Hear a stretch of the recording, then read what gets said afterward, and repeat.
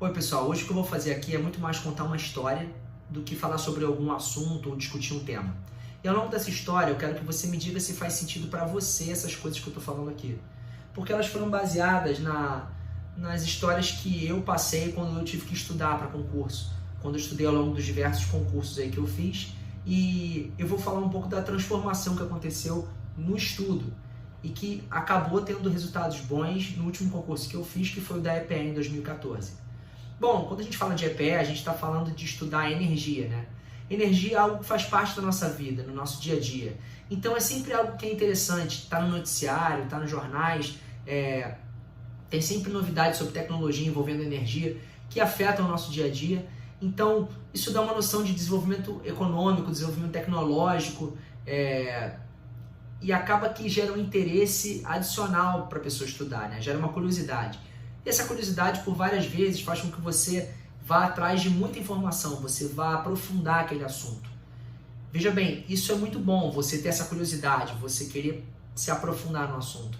Mas você passa até, de certa forma, a admirar a matéria, né? Você sente que ela é até quase que uma coisa sua. Você quer estudar cada vez mais, você se identifica. Isso acontece com várias pessoas. Então, quando você vai estudar, parece que você nem percebe que está estudando. O tempo nem sente o tempo passar, né? Pois é, esse que é o problema. Você nem sente que está estudando. É a sedução. Então tem que tomar um pouco de cuidado com essa sedução toda, porque muitas vezes a gente está estudando, mas com um objetivo diferente, que é só aprender. Por exemplo, quando você vai buscar algum conhecimento para aumentar o seu conteúdo sobre algum assunto, por exemplo, sei lá, um país ou a história de algum lugar, é divertido, né? Por exemplo, eu gosto muito de azeite. Aí eu já teve uma época que eu comecei a ler.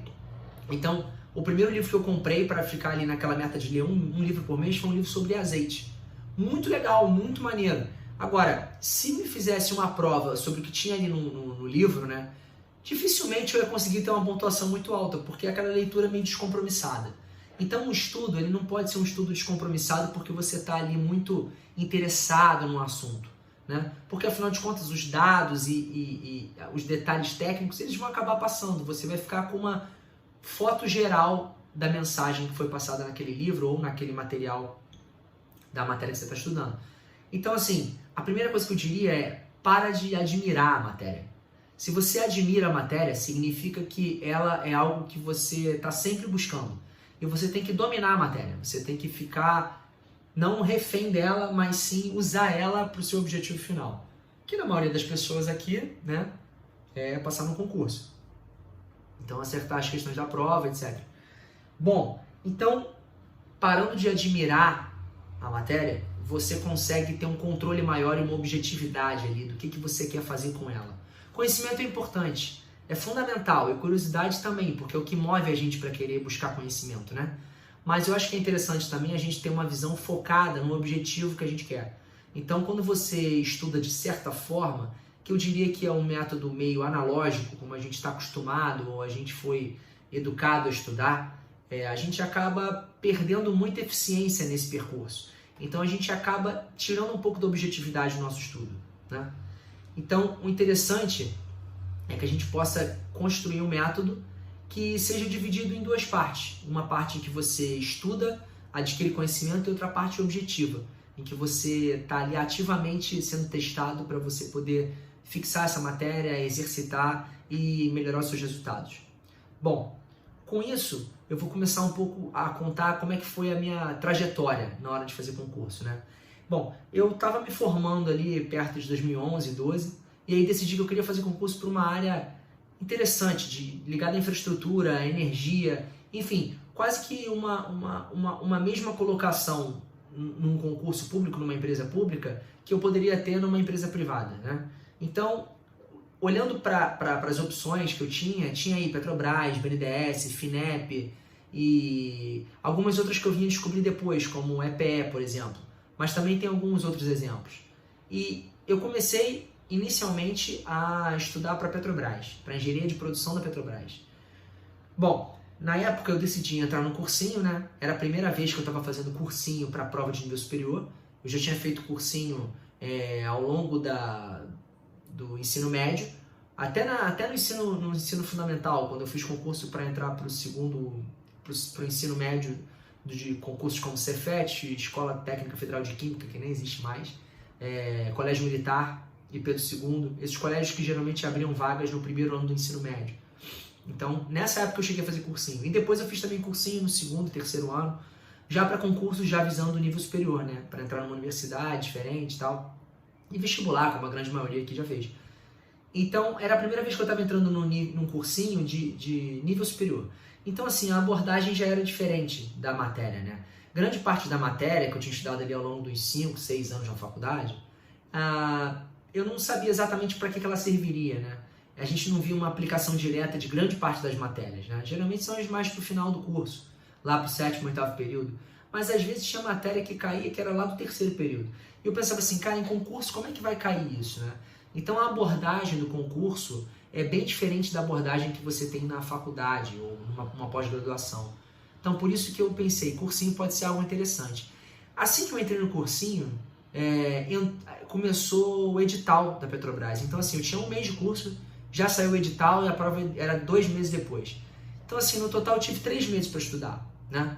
Então nesse período que eu tive 3 meses para estudar, como era essa abordagem nova que eu falei, grande parte das matérias eu estava sendo apresentado ali daquela forma pela primeira vez. Então, ao longo desses 3 meses, eu lembro que eu conseguia percorrer todo o edital, mas grande parte das matérias eu vi uma vez só. Então, na hora da prova, o que aconteceu? Deu branco em várias questões, né? Deu branco em vários assuntos. Mas a pior parte, deu branco em como resolve a questão, mas eu lembrava que eu já tinha estudado ela. Essa que foi a parte mais revoltante, porque você ficava ali em cima da prova querendo tentar acessar a memória. Eu lembro que eu estudei isso, mas eu não conseguia lembrar de jeito nenhum. Pois é, então esse concurso ele entrou para aquela categoria do passei, mas não me classifiquei. E dentre outros vários que aconteceram já, né? Porque eu estava ali no início desse percurso de estudar para concurso. Bom, eu também tinha uma meta que era, naquela época, como estava tendo muito concurso, ou com uma frequência muito maior do que hoje em dia, eu achava que dentro de 1 ano, 1 ano e meio, eu conseguia resolver isso e passar para uma empresa pública, para alguma coisa que eu estava vislumbrando, né? Então, a minha grande meta era BNDES, engenheiro no BNDES. Mas eu achava que o concurso da Petrobras era um treino bom também. Enfim, como eu falei, chegou lá na hora da prova, deu esse branco, acabei passando, não classificando, mas eu tirei um aprendizado disso aí, que foi, não tem como eu continuar estudando vendo a matéria uma vez só. Não tem como eu ir para uma prova tendo visto a matéria pela primeira vez na vida, ou tendo visto, sei lá, depois da faculdade, né, tendo visto ela de novo no cursinho uma vez só. Eu tinha que fazer revisões para poder chegar na prova com a memória mais fresca, com as fórmulas em dia, sem o sentimento de dívida, sabe, com você mesmo, para dar aquela sensação de que você fez o máximo possível, fez o máximo de questões, leu a matéria várias vezes, conseguiu revisar, já sabia meio de trás para frente, de frente para trás aquele conteúdo. Pois é, essa foi a sensação final que eu tive, foi o que eu tirei dessa experiência aí, né?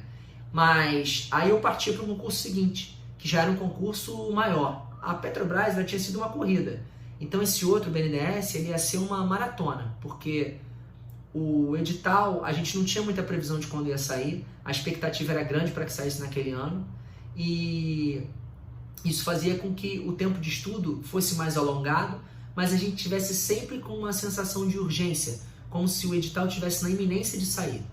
Isso é um problema que os concursos públicos têm, né? Porque como a gente não tem uma previsibilidade ali certinha de quando vai ser a prova, tipo vestibular é todo ano. Vestibular todo ano, no final do ano você sabe que vai ter a prova, né? Ou tem concursos que você tem, todo início de ano vai ter a prova. Agora, concurso público, de empresa pública ou até da administração direta, de repente acontece a prova. Então você está ali meio que sempre tenta ter uma informação privilegiada ou uma informação de alguém que conhece ali como é que funciona aquela instituição para dizer vai ter a prova, não vai ter a prova. Então isso aí é muito ruim, isso aí desgasta a pessoa que está estudando, porque ela tem que estar sempre ali estudando naquele mês como se fosse o último, porque pode ser que o edital saia a qualquer momento.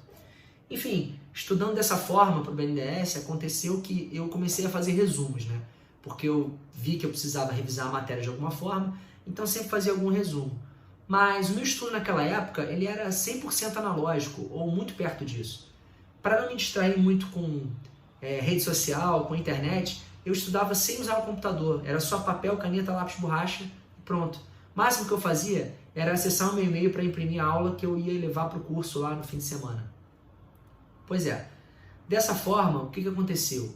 Ao longo desse período todo, que deu quase aí 10 meses de edital, eu fiquei, primeiro, muito cansado, porque não era o prazo que eu esperava. Eu também tive um estudo muito picotado, como eu falei para vocês, porque toda hora estava na iminência de sair. Eu lembro que toda semana, todo mês chegava alguém lá e falava um mini boato de que agora sai. Então, essa expectativa era muito ruim para quem estava ali tentando terminar a matéria, porque a gente sempre tentava acelerar e pegar o conhecimento que faltava ainda aprender, ao invés de revisar aquilo que você já tinha visto. Então, o processo de revisão, ele ficava sempre muito comprometido nesse processo de estudo.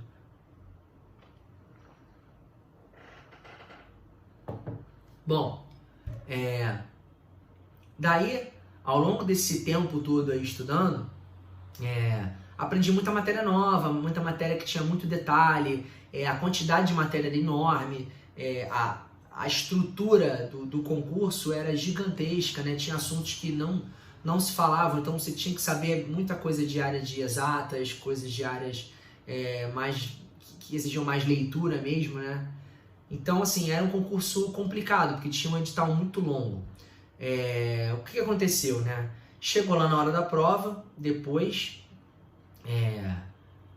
acabou que não consegui ter aquele resultado que eu estava imaginando. Primeiro, porque eu já estava ali numa expectativa muito grande de ter a prova. Então, isso me afetou na hora, lá no momento. Acabei fazendo uma pontuação que ficou ali quase que na trave, sabe? Eu, de novo, passei, mas não me classifiquei. E o que aconteceu foi esse desastre. Não foi exatamente assim um desastre em termos de nota, mas foi um desastre lá durante a prova, que foi uma situação de muita tensão. Eu não consegui usar o potencial que eu tinha. Eu esqueci de muita coisa na hora da prova. E o pior, eu lembrei que eu tinha estudado, mas não sabia resolver. Então isso tudo aí vai diminuindo suas perspectivas de resultado, vai diminuindo suas chances de passar, né? Então eu parei e percebi, cara, tem alguma coisa errada nessa forma de estudar aqui. Mas bem, foi ali que início de 2013 eu dei uma parada nos concursos, pelo menos ali parei naquela maratona, né? E comecei a fazer um mestrado. Eu comecei a fazer um mestrado em planejamento energético na COP, lá no UFRJ. E aí lá, né, nas primeiras semanas eu conheci o pessoal, e aí conversando com um cara lá, que eu tinha descoberto que também fez prova de concurso e passou para o BNDES e estava melhor posicionado que eu na fila de espera, conversando com ele eu falei, pô cara, mas isso para concurso é um negócio meio doloroso, né? Você tem que decorar muita coisa, você tem muita matéria que tem que estruturar para você poder guardar na cabeça direito, e é um negócio meio incessante, assim, você acaba esquecendo. Pois é, aí quando ele ouviu isso, ele falou assim, cara, mas para isso aí eu usei um aplicativo. Aí eu, aplicativo? Como assim aplicativo? Para mim não fazia o menor sentido aquilo que ele falou. Usar aplicativo para estudar, o meu estudo era quase 100% analógico. E quase todo mundo que estudava comigo na época do curso, lá no cursinho, também era um estudo meio analógico. O auge na época era ter um iPad em que você podia fazer as anotações direto no PDF. Então isso evitava você de ter que ficar imprimindo um monte de papel que nem eu fazia, né? Mas fora isso, a galera estudava meio que do mesmo jeito. Lê material, lê PDF, assiste aula, faz questão. Era isso, né? E foi quando ele me falou desse aplicativo. Eu perguntei, cara, mas aplicativo pra quê? Como assim? Ele, pois é, eu e um amigo meu que estamos no BNDES, a gente usou esse aplicativo para decorar a matéria, para memorizar e até estruturar mesmo o edital lá dentro. Então a gente tinha tudo montado dentro do aplicativo, com todos os decks da matéria que precisava ser estudada. Eu falei, deck? Como assim deck? Deck, baralho. É porque o aplicativo ele funciona como uma espécie de jogo de cartas, né? Então você tem ali uma cartinha e na frente você tem uma pergunta. No verso você tem a resposta dessa pergunta. Então o aplicativo ele mostra essa carta para você, que vai estar dentro de um baralho. Esse baralho você pode nomear ele como você quiser. Então você pode ter baralho por disciplinas, ou você pode ter um baralho para cada tópico da disciplina, né? Enfim, e aí essa cartinha tem essa pergunta que você tenta responder. Você olha a pergunta, tenta responder mentalmente, e aí você vê no verso a resposta. E aí você faz uma autoavaliação. Ah, acertei? Beleza. Errei? Tá. Mais ou menos, mais ou menos. E aí tem botões que você consegue identificar para o aplicativo se você acertou, errou ou teve alguma dificuldade. E essa sua resposta, esse seu feedback para o aplicativo é o que faz com que o algoritmo posicione essa carta no baralho de forma que as cartas que você acerta, elas vão mais para o final do baralho, porque você não precisa memorizar mais aquele conteúdo, porque você acertou, né? Agora, as que você erra, ele coloca numa posição em que você, ao percorrer o baralho, logo você vai encontrar aquela carta de volta. Então, significa o quê? Você olha aquela carta ali, aí tem uma pergunta, aí você, não sei, mais ou menos, será que é isso? Aí tu responde mentalmente. Vê o verso, tá errado. Marca, errei, pronto. Então, quando daqui a, sei lá, 2, 3, 4, 10 cartas de novo, quando você estiver percorrendo o baralho, ela vai aparecer de volta. Então, você vai se lembrar, pô, essa foi a carta que eu errei, né? Ah, então, o que é que eu falei? O que era naquela hora? Ah, lembrei. Então, você vai provavelmente lembrar da questão. Pode ser que não lembre na segunda vez que vê a carta, mas na terceira, quarta, quinta, sexta vez que você olhar aquela carta, muito provavelmente você vai lembrar da resposta que estava lá. E esse processo, de forma massiva, num baralho inteiro, faz com que você consiga decorar uma quantidade de matéria que é inimaginável usando métodos tradicionais. Aqueles métodos antigos, né, do tipo, tapa aqui, vê o que é, adivinha. Então, isso aí é muito ineficiente. Você precisa de um aplicativo que ajuda a fazer a gestão do seu estudo, que consegue diminuir a curva de esquecimento da sua memória, que é um processo natural que a gente tem. Pois é, quando ele falou essa história, eu me senti um perdedor completo. Eu falei, cara, como que eu não sabia de um negócio desse? Era isso que eu precisava. Era isso que ia tirar todo aquele sentimento de dívida que eu tinha lá na hora da prova. Era isso que ia fazer com que eu me sentisse mais seguro de que aprendi a matéria, porque eu teria revisado várias vezes. E aí não parou por aí, né? Ele completou com várias outras vantagens que usar isso, esse aplicativo tinha. Por exemplo, você está ali estudando uma matéria, então você está sempre sendo questionado daquela matéria ali, né? Isso é o que a gente chama de estudo ativo, porque você não está só recebendo conteúdo de um professor ou de um vídeo que você está vendo ou de um material que você está lendo. Você está sendo indagado a responder alguma coisa, você tem que ter uma ação para poder ir adiante naquele estudo. Então, esse estudo ativo faz com que você tenha uma memorização mais efetiva. Agora, esse estudo ativo em que você vai ver a carta que você errou com alguma frequência, se chama de memorização espaçada. Então, a cada vez que você está ali vendo aquela carta, você está guardando alguma memória daquilo. Essa memória vai ter um decaimento natural ao longo do tempo. Mas se você rever essa carta logo em seguida, ou com um intervalo de tempo pequeno, essa curva de esquecimento, ela trava. Ela começa a ficar cada vez mais com um decaimento menor. Então vai retendo cada vez mais a sua memória. E à medida que você vai fazendo mais repetições, essa retenção de memória, ela fica muito alta. Então, por exemplo, se você lê hoje um material e amanhã eu te pergunto alguma coisa, você vai perder aí mais de 80% do que você leu. Você não vai conseguir reter esse conhecimento todo. A menos que você tenha aí um assunto muito interessante, que já tenha feito parte da sua vida, em que desperte sensações em você, em que você consiga ligar ele a outras perspectivas sensoriais. Por exemplo, você viu uma matéria sobre algum lugar que você já visitou, então você lembra da visão como era, do cheiro do lugar como é que era, da paisagem. Essa mistura de aspectos sensoriais faz com que a gente crie reforços na nossa memória. Então a gente fixa muito mais aquele conteúdo. Mas estudando para concurso normalmente é sempre muita matéria, né? Muita coisa. Não tem como a gente ter um apego particular a cada tópico do edital. Então a gente precisa de uma ferramenta para fazer isso. E tudo foi isso que ele me falou. Ele disse assim, cara, o negócio era tão bom que a gente tinha praticamente toda a matéria do edital do concurso ali dentro dos decks. Cara, e pra mim já começou a ficar até natural esse negócio de deck, baralho e carta, né? Quando ele começou a me explicar. E eu falei, cara, pronto, é isso que eu preciso. Então, no próximo concurso, é exatamente isso que eu vou fazer. Eu vou usar esse método aí, vou usar esse aplicativo, vou usar essas ferramentas. Bom, isso não foi na semana seguinte, nem no mês seguinte. Demorou um tempo até eu pegar e fazer um concurso de novo, né? Naquele ano ali, era 2013, eu estava fazendo as matérias do mestrado. As matérias de energia, né? Planejamento energético. Então, no início do ano seguinte, 2014, já estava sendo esperado, mais ou menos aí, ter um edital da EPE. A EPE, ela costumava lançar editais de concurso a cada 2 anos, né? Mais ou menos a cada 2 anos. Então a gente sabia que 2014 provavelmente ia ter alguma coisa. Era ano de eleição, as pessoas tinham um certo temor de não acontecer o concurso, mas em ano de eleição, como 2022 é ano de eleição também, os concursos geralmente têm que acontecer na primeira metade do ano, um tempo antes das eleições, concursos públicos federais, né? Então aconteceu, eles lançaram o edital em janeiro e prova em abril. Então eu tinha aí 3 meses para estudar, é um tempo parecido com o que eu tive lá no concurso da Petrobras. Mas agora eu já tinha percorrido alguns conhecimentos, né? Por exemplo, a parte de energia, que eu tinha visto quase toda no mestrado, já estava ali mais ou menos estruturada. Não ia ser a primeira vez que eu ia ser exposto àquele conteúdo. Não ia ser a primeira vez que eu ia ver o que eram as fontes de energia, como é que era a relação entre energia e sociedade. Enfim, esses aspectos que a gente estuda quando a gente está ali vendo planejamento energético.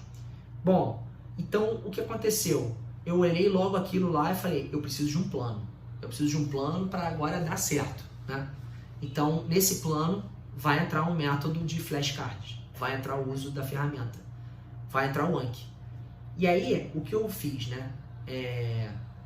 Primeiro, além dos flashcards, eu fiz algumas outras coisas. Por exemplo, eu peguei todas as provas antigas do cargo para o qual eu estava querendo concorrer, que era recursos energéticos, e imprimi todas as provas e resolvi fazer direto, sem estudar nada assim adicional, né? Só com o conhecimento que eu já tinha do mestrado e de estudo para concurso. E foi um desastre. Foi um desastre pelo seguinte, a abordagem para concurso, como eu falei, ela é diferente. Ela é um oceano de conhecimento com um palmo de profundidade. Isso era um professor meu de cursinho que dizia.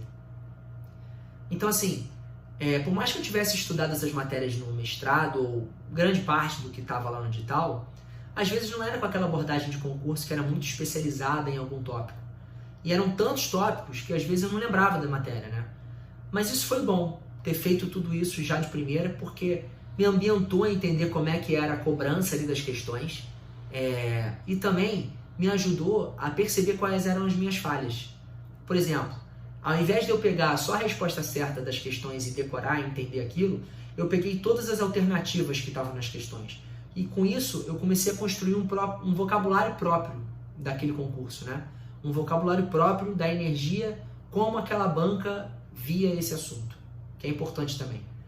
Bom, outra coisa que eu fiz também, já da experiência de outros concursos anteriores, foi pegar provas de outros cargos que não eram meu, para eu não me assustar mais com aquelas questões caindo de paraquedas na minha prova e que não faziam parte do edital. Eu tinha que entender que a banca, sim, às vezes ela errava a mão e jogava uma questão lá que não tinha nada a ver com o que você estudou. Ou era um tópico muito avançado e que praticamente ninguém ia acertar. Mas aquilo te desestabilizava durante a prova, porque você achava que questão maluca é essa aqui? Então eu passei a me acostumar assim. Era mais um trabalho psicológico de, quando for fazer a prova, não achar estranho, e também um trabalho de tentar contornar aquele problema ali e tentar achar qual era a resposta daquela questão. E aí, de tanto ver questões assim fora, eu comecei a ver que tinha um padrão que se repetia de certa forma. E algumas respostas eram até usadas em outras questões que eram do meu próprio edital. Então isso aí foi interessante também. Mas o que mais deu certo, e aí foi definitivamente o que resolveu o problema, foi estudar com os flashcards. Estudar com os flashcards foi o seguinte, ao longo desse tempo que eu tive para estudar, aí mais ou menos uns 3 meses, eu estava fazendo cursinho também, porque eu achava importante ter alguma coisa que me desse esse ritmo e que pudesse também dar uma processada no conteúdo para me dar ele de forma mais resumida, né? Quando a gente estuda para concursos que são muito específicos, às vezes o edital, o material, ele vai ter que vir de livro, ele vai ter que vir de publicações da própria instituição, ele vai ter que vir de matéria muito pulverizada, né? Que às vezes você nem encontra na internet, você vai ter que comprar o livro mesmo. Então eu achava que ter um cursinho ajudaria a trazer pelo menos esse conteúdo para mim de uma forma mais fácil de digerir, né? E aí, além do cursinho, eu também olhei os documentos que a EPE publicava. Olhei as publicações, as notas técnicas, o PDE, que é o Plano Decenal de Energia, o PNE, que é o Plano Nacional de Energia. E com isso, eu fui montando mini questões que eu achava que poderiam me ajudar a memorizar aquele conteúdo lá. Então, ao longo desses 3 meses, eu montei 2.000 flashcards usando esse material. As aulas, as questões antigas, as publicações, Enfim, tudo que estava relacionado a esse assunto, a EPE e as coisas que ela publicava, que cabia no meu edital, eu tentei fazer flashcard. 2.000 flashcards. Eu não consegui, claro, cumprir a matéria inteira, porque eu estava ali, né, fazendo os flashcards e estudando ao mesmo tempo. Não tinha flashcards prontos já para eu poder só consultar e fixar a matéria. Esse é um método que praticamente ninguém usava. Nenhum cursinho que eu tenha feito já ofereceu flashcards prontos para a gente poder estudar, memorizando a matéria. Porque, afinal de contas, são 2 trabalhos, né? Que foram os 2 trabalhos que eu passei a ter nessa fase, estudando para EPE. Você tem um trabalho que é aprender o conteúdo, assimilar os conceitos e fazer suas conexões para poder entender como aquilo funciona, aquilo fazer sentido para você, e aí você tem um conhecimento. E um outro trabalho é você ter um mecanismo operacional de testar você mesmo para saber se você assimilou aquilo. Que geralmente o que é? Fazer questão, né? Só que fazer questão, às vezes, é um bloco pronto, feito para você acertar ou errar. E não necessariamente pílula de conhecimento para você poder digerir aquilo ali facilmente e estar sempre ali internalizando esse conhecimento, diminuindo a sua curva de esquecimento. Então agora eu tinha 2 trabalhos, que era isso. Ir para a aula do cursinho, ler o material em PDF, ver alguns vídeos, algumas coisas para complementar o que eles davam lá, ler os documentos da EPE, ler as publicações. E um outro trabalho que era fazer questão e fazer mini questões usando flashcards. Às vezes até a questão inteira botando nos flashcards para fazer mesmo. Então, com esses flashcards, eu consegui criar esse estudo ativo, que foi o que me deu um ritmo muito maior, porque eu podia estudar de qualquer lugar e a qualquer momento. A qualquer momento, eu quero dizer, quaisquer 5 minutos que eu tivesse, eu podia pegar, estudar e parar para poder voltar do ponto de onde parei. Isso que era a grande vantagem. Eu podia estudar de qualquer lugar porque eu usava o celular, o aplicativo no celular, e ele tinha um correspondente no computador.